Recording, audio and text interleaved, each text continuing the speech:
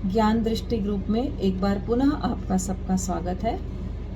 और आज हम आशरण भावना पे चिंतन करें। उसके पूर्व अनित्य भावना की हमारी जो स्टोरी है उसको हम कंप्लीट करते हैं कि किस तरह अनुप्रेक्षाएं भावनाएं हमारे जीवन के रूपांतरण का कारण बनती हैं, क्योंकि हमारे जो संस्कार हैं वो अनादिकाल से चले आ रहे हैं। प्रेक्षा जहाँ पर ध्यान हमको अचिंतन की ओर ले जाता है और अनुप्रेक्षा हमको शुभ भावनाओं शुभ प्रेक्षा की ओर ले जाती है। तो ये दोनों आवश्यक हैं एक पुराने संस्कारों को हमारे रूपांतरित करने के लिए। तो कल हमने चिंतन किया था अनित्य भावना का, और अनित्य भावना में हमने देखा था कि कैसे सुलसा जो पत्नी है संतान न होने की वजह से परेशान और दुखी अपने पति को उद्बोधन देती है, उसको समझाती है, और कैसे उसको 32 पुत्र प्राप्त होते हैं और बड़े उसने कष्ट सहे उसके लिए, और वो 32 के 32 पुत्र जवान हो जाते हैं। और चूंकि वो राजा श्रेणिक का अंगरक्षक होता है तो उसके सारे पुत्र भी राजा श्रेणिक के अंगरक्षक हो जाते हैं। तो एक बार श्रेणिक जो वैशाली के जो राजा थे, है ना, चेटक, उनकी पुत्री सुज्येष्ठा पर आसक्त हो गया। होता था राजा महाराजा थे, बहुत सारी रानियां होती थी उनकी, और वो कहीं जाते और उनको कोई पसंद आ जाता और वो प्रपोज कर देते, उसके लिए हाथ मांग लेते, और अगर वो नहीं देता था तो युद्ध हो जाता था। तो उन्होंने भी उस समय येन केन प्रकारेण कोशिश की, तो राजा चेटक तैयार नहीं हुए, तो वो अपहरण करना चाहते थे। और जैसे ही कुमार अभय ने एक गुप्त योजना बना के माया जाल रचा और अपनी योजना में सफल भी हो गया। अभय जो मंत्री था, अभय कुमार जो मंत्री था श्रेणिक का, तो महाराज श्रेणिक की योजना सफल हो गई और क्रियान्वित करके वो अपहरण करके राजा चेटक की पुत्री का अपहरण करके वो अपने राज्य में लौट रहे थे। अब लौटते लौटते क्या हुआ कि सहसा वैशाली के जो राजा थे उन्होंने पीछे से आक्रमण कर दिया और 32 अंगरक्षक जो किसके पुत्र थे, सुलसा के पुत्र थे, उन 32 ही अंगरक्षकों ने उनका जमकर सामना किया, उनको रोकने का प्रयास किया, क्योंकि वो राजा को बचाना चाहते थे, उनकी रक्षा करना चाहते थे। तो वो 32 के 32 जो पुत्र थे वो मारे गए उस युद्ध में, और राजा तो किसी तरह बच गया और अपने राज्य तक पहुंच गया। परंतु उसको शोक भी था कि मेरे पूरे 32 अंगरक्षक मारे गए। तो सुलसा ने जब इस घटना को सुना, तो आप सोचिए, जिसको कई साल तक पुत्र नहीं हुआ, कोई संतान नहीं थी, उसको बड़ी मुश्किल से आशीर्वाद के द्वारा संतान जब प्राप्त हुई, और उस संतान को एक यौवन की अवस्था में, यंग एज में उनकी मृत्यु हो जाए, और एक नहीं, दो नहीं, तीन नहीं, पूरे 32 के 32 पुत्रों की जब मृत्यु हो गई, फिर भी सुलसा ने अपना संतुलन नहीं खोया, क्योंकि वो धर्म को जानने वाली थी, धर्म को समझने वाली थी। उसने जाना कि ये तो सब अनित्य है, ये सब संयोग है, और एक दिन जिसका भी संयोग होता है उसका वियोग जरूर होता है। इसलिए उसने इस सत्य को स्वीकार कर दिया, और देव योग से जो भी उसका मनोरथ पूरा हुआ था वो वापस से खाली हो गई। जो देखते देखते फूल खिले थे वो सब मुरझा गए। और एक दुखद घटना, उसके हृदय को हालांकि चोट लगती है, परंतु वो तुरंत संभल जाती है, और वो कहती है, करुण क्रंदन और विलाप नहीं करती, और घटना को घटना के रूप में जानती है कि ये तो ड्रामा है, संसार में आए हैं, कोई का संयोग होगा, किसी का वियोग होगा, और सब कुछ अनित्य है, सारे संबंध अनित्य हैं, सारे लोग अनित्य हैं। इसलिए वो न तो उसने कोई पुत्र नहीं था तो कोई उसको दुख नहीं था कि ठीक है हमारे कर्मों में लिखा हुआ है, पुत्र मिल गया तो कोई बहुत अतिरिक्त प्रसन्नता उसको नहीं हुई, ठीक है मिल गया।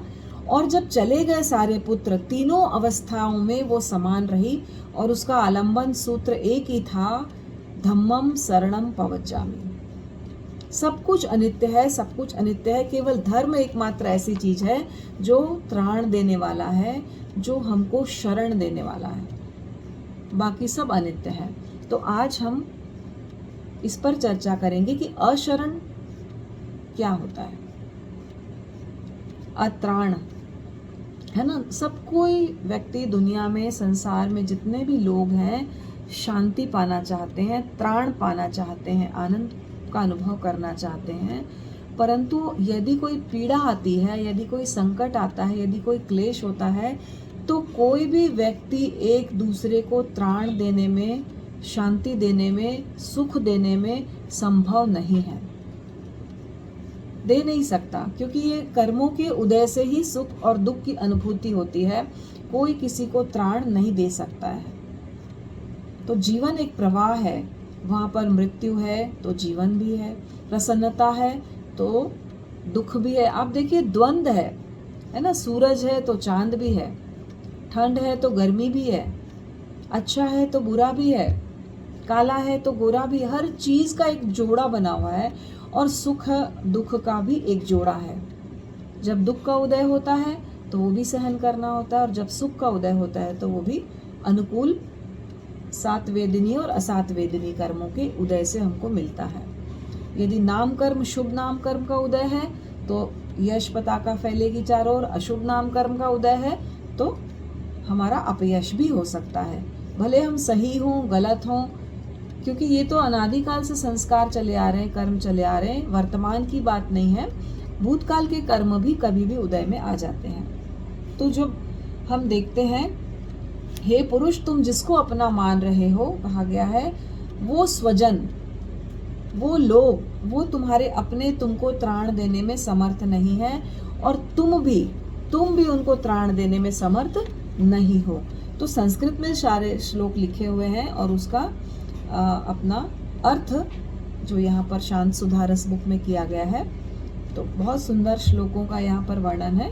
मैं संस्कृत वाला नहीं पढ़ रही हूँ, हिंदी वाला आपको सुना रही हूँ कि जो चक्रवर्ती राजा अपने प्रबल पराक्रम से 6 खंड की भूमि पर विजय प्राप्त करता है, यशस्वी बन जाता है, प्रसन्नता से प्रमुदित रहता है, वो भी क्रूर यमराज के मुख से अपने आप को अपनी मृत्यु के समय असहाय पाता है। हम तो कुछ भी नहीं है। आप सोचिए, 6 खंड का राजा जो चक्रवर्ती है, जिसके पास सब कुछ है, उसके मन में भी दीनता का भाव आता है। कब? जब वो मृत्यु के मुख में जाता है, और वो कितना भी त्राण पाने के लिए देवी देवताओं को पुकार ले, उसको त्राण प्राप्त नहीं होता। जैसे यमराज जब मनुष्य को बलपूर्वक अपने अधीन करता है, तो उसका सारा वैभव, उसका सारा यश, जैसे सूर्य उदित होता है और नष्ट हो जाता है, वैसे ही उस समय वो दीनहीन बन जाता है। अनेक प्रकार के जो आपके हित चाहने वाले हैं, आपको प्रेम करने वाले हैं, आपकी चिंता करने वाले हैं, जब आप मृत्यु के अधीन होते हो, रोग के अधीन होते हैं, बुढ़ापे के अधीन होते हैं, तब वो भी हमको, कितने भी अच्छे से अच्छे डॉक्टर को आप बुला लें, परंतु यदि आयुष्य पूर्ण हो गया है, असात वेदनी कर्म का उदय आया है, तो हमको वो बचा नहीं सकते। तो ये मौत की शहजादी जिस दिन आएगी, न सोना काम आएगा न चांदी काम आएगी। तो बहुत सुंदर इसमें श्लोक बहुत सारे दिए गए हैं कि किस तरह जो मनुष्य है वो चतुरंगी सेना होने के बाद भी कोई त्राण देने वाला उसको नहीं होता। तो कहा गया, हे विनय, जो विनय विजय जी महाराज साहब ने जो लिखा है, हे विनय तुम चतुरंग कौन? अरहत, सिद्ध, साधु और केवली, इनके द्वारा प्रणीत धर्म की शरण स्वीकार करो। हम कहते हैं ना ध्यान में, मैं अरहंतों की शरण में जाता हूँ, सिद्धों की शरण में जाता हूँ, साधुओं की शरण में जाता हूँ, और केवली प्रज्ञप्त धर्म की शरण में जाता हूँ। आचार्यों को यहाँ पर साधुओं के अंतर्गत ही गिन लिया गया है, इसलिए चार शरण है, 4 शरणाचार। तो ये 4 शरण की स्वीकार कर और अपनी ममता और मोह का संग छोड़कर मोक्ष रूपी सुख के लिए उपक्रम कर, और शांत सुधारस का पान कर, जो इस बुक का नाम है शांत सुधारस। तो शांत सुधारस का पान करने के लिए हमको किसकी शरण स्वीकार करनी पड़ेगी? धर्म की शरण। धम्मम शरणम पवज्जामि, धर्म की शरण स्वीकार करनी है। इसके लिए भी एक बहुत सुंदर कहानी इसी बुक में दी गई है। आपने सुनी होगी शायद अनाथी मुनि की कहानी, कि अनाथी मुनि को कोई त्राण नहीं देता, उनकी कोई शरण नहीं होती, तो कैसे वो मुनित्व स्वीकार कर लेते हैं, साधु जीवन अपना लेते हैं। वो रहते हैं मगध सम्राट जो श्रेणिक है, अपने अंगरक्षकों के साथ उद्यान में जाते क्रीड़ा करने के लिए। पहले जाते थे जंगलों में शिकार खेलने, उद्यान में क्रीड़ा करने, तो वो भ्रमण कर रहे थे, उद्यान में घूम रहे थे। वहाँ पर प्रातःकाल का समय था और उन्होंने देखा एक अनिमेष नेत्र ऐसे बिल्कुल अपलक होके इस तरह से कोई व्यक्ति वहाँ पे एकदम यौवन, भरपूर यौवन में यंग व्यक्ति वहाँ पर ध्यान कर रहा था।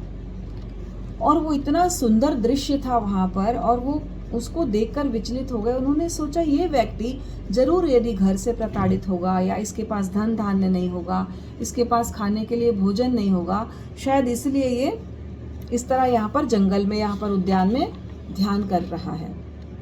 तो सम्राट ने उनको देखा और फिर सोचा कि मैं इनको कहता हूँ कि ये क्यों ऐसे इस तरह से खड़े हुए हैं, जब यौवन की उम्र है, जब भोग विलास की उम्र है, घर में रहने की, जब परिवार में रहने की उम्र है, उसमें ये व्यक्ति यहाँ पर क्यों खड़ा हुआ ध्यान कर रहा है।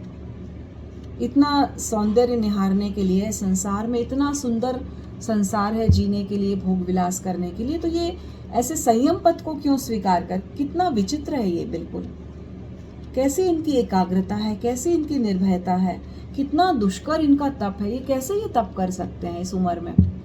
तो इस उम्र में ऐसा करते हुए देखकर सम्राट का जो मन है वो विचलित हो गया और उलझ गया विकल्प में कि क्या हुआ, आखिर ऐसा क्यों है। तो कब ये ध्यान पूरा करें और कब मैं समझूं इनसे कि इन्होंने ऐसा क्यों किया। महामुनि का ध्यान परिसंपन्न हुआ, उन्होंने आंखें खोली और अंतर्मुखी चेतना अंतर जगत से बहिर्जगत में लौटे, वो बाहर की ओर लौटे। जब सत्य की गहराइयों में, डुबकियों में वो आनंद ले रहे थे, तब वो व्यवहार के धरातल पर नहीं थे, तो व्यवहार जगत में आए वो, और फिर अपने अंतर का साक्षात्कार करने के बाद आंखें खोलते हैं। तो जिज्ञासा होती है सम्राट की, राजा श्रेणी की, कि मैं नहीं समझ सका कि आप इस यौवन के अवस्था में संयम पथ को क्यों अंगीकार किया आपने। भोगों की प्रचुरता उपलब्ध होने के बाद ये संन्यास क्यों ग्रहण कर लिया आपने, ये अनुरक्ति को विरक्ति में कैसे बदला आपने, आप मुझे बताएं। तो महामुनि बोले, राजन मेरे पास सब कुछ था, सब कुछ था, धन था, परिवार था, सब परिवार के लोग थे जो प्रेम करने वाले थे, फिर भी मैं अनाथ था। मेरा कोई रक्षक नहीं था, मेरा कोई पालक नहीं था।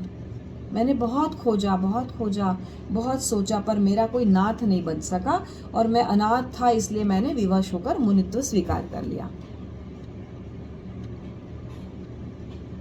अब राजा को बड़ा आश्चर्य हुआ, भाई मैं सबका नाथ हूँ, मैं राजा हूँ, मेरा फर्ज है कि मेरे राज्य में सब सुखी रहें, तो ऐसा कैसे हो गया कि ये अनाथ है।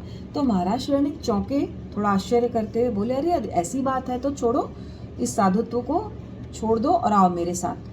आज से मैं आपका नाथ हूँ, आपका रक्षक हूँ, मैं जीवन भर आपको मेरे साथ रहना और आराम से जीवन को मज़े में बिताना, सारी रक्षा का उत्तरदायित्व आप मेरे पर सौंप दो। महामुनि हंसे। अब उन्हें तो पता था ना ये भ्रम है, कोई किसी का नाथ नहीं हो सकता है, सिवाय धर्म की शरण के कोई किसी को त्राण नहीं दे सकता है। बोले, हंस कर बोले, महाराज आप स्वयं अनाथ हैं, आप क्या दूसरों के नाथ बनेंगे, कैसी विडंबना है, आप खुद अनाथ हैं और मेरे नाथ बनना चाहते हैं। अब तो राजा को बहुत अचंभा हुआ, एकदम आश्चर्य हुआ कि इस तरह से कैसे ये बोल रहे हैं, मैं राजा हूँ, आपने मुझे पहचाना नहीं क्या। वो मुनि से कहते हैं, बहुत सुंदर संवाद इसमें दिया है कि आप मेरे को पहचानते नहीं, मैं राजा हूँ, मैं राजा श्रेणिक हूँ, मगध का सम्राट, एक छत्र शासन करने वाला, जिसके इंगित पे हजारों हजारों मनुष्य प्राणों की आहुति देने को तैयार रहते हैं और दुख मुक्त होने के लिए मेरे पास शरण में आते हैं। आप कैसे मुझे अनाथ कह रहे हैं। तो महामुनि ने कहा, अरे राजन, मैं आपको भली भांति जानता हूँ, भली भांति जानता हूँ, आप सब कुछ हैं, फिर भी वास्तव में आप अनाथ ही हैं। आप ही क्या, ये सारा संसार अनाथ है। कौन किसका रक्षक, कौन किसको शरण देने वाला, कौन किसका पालक, व्यक्ति अपने संतोष के लिए मान लेता है कि मैं पालक हूँ, मैं रक्षक हूँ, मैंने बड़ा किया है, मेरे बिना इसका क्या हो जाता। यदि आप सत्य जानना चाहते हैं ना, तो मेरा जीवन सुनिए, आप मेरे जीवन को आप जानिए, तब आपको लगेगा कि आप भी अनाथ ही हैं। अब राजा तो बड़े ध्यान से मुनि को सुनने लगा। कौन सा सत्य इनकी समझ में आ गया जो मेरी समझ में नहीं आया अभी तक। तो वो बताते हैं, जो अनाथी मुनि थे वो बताते कि मैं कौशाम्बी का श्रेष्ठी पुत्र, यानी बहुत बड़े धनवान का सेठ का पुत्र हूँ, और मेरे पास बहुत बड़े बड़े व्यवसाय, दूर दूर देशों में उनका व्यापार चलता था। धन धान्य प्रचुरता, भोग उपभोग की विविध सामग्री, मेरे यहाँ क्या नहीं था। अटूट प्रेम मेरी पत्नी का, परिवार का, माता का, पिता का, इतना सब कुछ मेरे पास था। और मैंने कभी सोचा ही नहीं कि मैं अनाथ हूँ, क्योंकि मेरे को तो धर्म में भी कोई आस्था नहीं थी, कोई श्रद्धा नहीं थी। मैं पूरी तरह नास्तिक था, कभी विश्वास नहीं था मेरे को धर्म कर्म में। पर एक बार क्या हुआ कि 25वें बसंत, यानी जब मैं 25 वर्ष का हुआ, तो मेरी आंखों में पीड़ा हो गई, और इतनी भयंकर पीड़ा हुई कि मैं एकदम त्राहिमाम करने लगा कि मुझे इस पीड़ा से कोई बचा लो, मुझे इस पीड़ा से कोई बचा लो। मेरी पत्नी रो रही, मेरे परिवार वाले चारों तरफ खड़े हुए हैं, पर मेरी पीड़ा बढ़ती गई। इतने अच्छे औषधि देने वाले डॉक्टर, वैद्य, हकीम सबको आए, और मैं अत्यधिक पीड़ा से, दर्द से तड़प रहा था। क्योंकि आंखों की पीड़ा ऐसी होती है, आंखों की, दांतों की, ये जो पीड़ा है बहुत अधिक होती है। एक सेकंड पलक झपक नहीं पा रहा था मैं, दर्द के मारे कराह रहा था मैं, और मैं अपने आप को असहाय महसूस कर रहा था। मेरे पास इतना धन, परिवार, डॉक्टर्स खड़े हैं लाइन से मेरे सामने, और मेरा जो दीनता भरा मुख था ना, दर्द से कराहता हुआ, मैं शरण पाने के लिए, त्राण पाने के लिए सबके आगे विनय कर रहा था, हाथ जोड़ रहा था, मुझे बचा लो, मुझे इस पीड़ा से बचा लो। पर मैं एकाकी अनुभव कर रहा था, अकेला अनुभव कर रहा था, मेरे पास कोई नहीं था बचाने के लिए।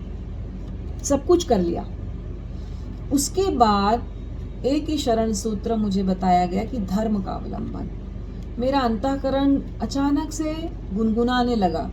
मन ही मन संकल्प किया कि यदि मैं इस व्याधि से मुक्त हो जाऊं, तो मैं इस चतुरंग जो धर्म है, ये शरण है, इसको स्वीकार कर लूंगा, आत्मसात कर लूंगा। और इस संकल्प के कारण मुझे मानसिक और शारीरिक स्वास्थ्य मिला। मेरा जो है ना, जन्म, जरा, मृत्यु और अमृत पाने के लिए मेरा जो प्रस्थान हो गया फिर, कि ये रोग है, ये बुढ़ापा है, कोई त्राण देने वाला नहीं है, और मेरी चेतना जो है वही है शरण, मेरी आत्मा है वही मेरी शरण है, और वही मुझे दुख से हरने वाली है। क्योंकि ये संकल्प के कारण जब उनका जो आंखों का जो दर्द था, जो पीड़ा थी, वो ठीक हो गया, और उसके बाद उन्होंने प्रस्थान कर दिया कि मैंने संकल्प किया है, मैं संयम पथ को स्वीकार कर लेता हूँ। और मेरा जो दर्प था ना कि मैं सब कुछ हूँ, मैं सब कुछ कर सकता हूँ, मेरा जो घमंड था, वो इस सत्य का साक्षात्कार करके चूर चूर हो गया। नाथ बनने का जो स्वप्न देखा था राजा श्रेणिक ने, उनका भी घमंड चूर चूर हो गया कि मैं इसका नाथ बन सकता हूँ, इसकी पीड़ा दूर कर सकता हूँ, मैं अनाथों का नाथ हूँ, है ना, राजा हूँ तो मैं अनाथों का नाथ हूँ, और मैं सबके लिए सब कुछ कर सकता हूँ। तो इस कारण राजा का भी घमंड चूर चूर हो गया, और अनाथी मुनि संयम के पथ पर अग्रसर हो गए। और इस प्रकार नाथ वो होता है जो जितेंद्रिय हो, मतलब जिसने पांचों इंद्रियों को और मन को जीत लिया हो, वो नाथ होता है। जो जितात्मा हो, जिसने आत्मा को जान लिया हो, आत्मा को समझ लिया हो, आत्मा के स्वरूप को जिसने जान लिया है, वो होता है नाथ। तो उनका चित्त जो है समाहित हो गया, उनका संशय समाहित हो गया, और जो राजा श्रेणिक थे वो समाधान पाकर वहाँ से उठ गए और अपने राज्य की ओर चले गए। और फिर वो सूत्र उन्होंने भी समझा, अर्हन्ते शरणम पवज्जामि, सिद्धे शरणम पवज्जामि, नाणम शरणम शरणम में, सन्नाणम शरणम शरणम, दसणम शरणम शरणम में, सद्दसणम शरणम शरणम। अत्राण रहे हम अब तक, अब त्राण स्वयं बन जाएं, आए आए आए हम अपने घर भीतर आए। गीत सुना होगा आपने। तो इस तरह वो राजा आत्मा की शरण को स्वीकार करता है और अनाथी मुनि से उद्बोधन प्राप्त करता है। तो ये अशरण भावना जब सत्य का साक्षात्कार होता है, जब रियलाइज होता है कि ये शरीर पूरा अनित्य है, ये संयोग अनित्य है, जब हम ध्यान में इन भावनाओं को बार बार करते हैं, तो ये हमारे सबकॉन्शियस माइंड में चला जाता है, वो हमारा पक्का संस्कार बन जाता है। और संस्कार बनने के कारण हम भिन्नता का अनुभव करते हुए चेतना के निकट जाते हैं, आत्मा के निकट जाते हैं और उसको हम प्राप्त करते हैं। तो इस तरह से आज हमारा ये दूसरी जो भावना है, आशरण की भावना, वो संपन्न हुई। और भी बहुत सारे इसमें श्लोक भी हैं, जैसे वो राजा राणा छत्रपति वाला भी है, और एक 4 लाइन जो मैंने अभी जो बताई थी वो भी है। संयोग क्षण भंगुर सभी, पर आत्मा ध्रुव धाम है। संयोग सब क्षण भंगुर है, आत्मा ही है शाश्वत। आत्मा ध्रुव धाम है, पर्याय लय धर्मा, परंतु द्रव्य शाश्वत धाम है। इस सत्य को पहचानना ही भावना का सार है। ध्रुव धाम की आराधना, आराधना का सार है। तो जितने भी संयोग हैं ये अनित्य हैं, क्षणिक है, क्षण भंगुर है। जब तक हम इस सत्य को नहीं पहचानते तब तक हम भ्रम में जीते हैं कि ये मेरा है, ये मेरा है, ये मेरा है, और ये मेरे लिए हर जगह खड़ा रहेगा त्राण देने के लिए। पर वो चाहकर भी आपको त्राण नहीं दे सकता। जिंदगी एक पल कभी कोई बढ़ा नहीं पाएगा, रस रसायन सुत सुभट कोई बचा नहीं पाएगा। कितने भी डॉक्टर आ जाएं, दवाइयाँ मिल जाएं, यदि हमारा आयुष्य क्षीण हो चुका है तो हमें कोई भी नहीं बचा पाएगा, है ना। रस रसायन सुत सुभट कोई बचा नहीं पाएगा। सत्यार्थ है यह बात बस, कुछ भी कहो व्यवहार में। अशरण शरण कोई नहीं संसार में। तो बहुत सुंदर ये दोनों भावनाएं हमने सुनी, तीसरी और चौथी भी देखेंगे, और फिर पुनः भगवान महावीर के जीवन दर्शन की ओर आएंगे। उस यात्रा को हम साथ साथ चलेंगे, उनके जीवन की यात्रा में, और इसी भावना से हम सभी अनित्य अशरण भावना को अपने जीवन में आत्मसात करें और इस सत्य से वाकिफ रहकर सत्य को स्वीकार करें। इसी भावना के साथ ओम अरहम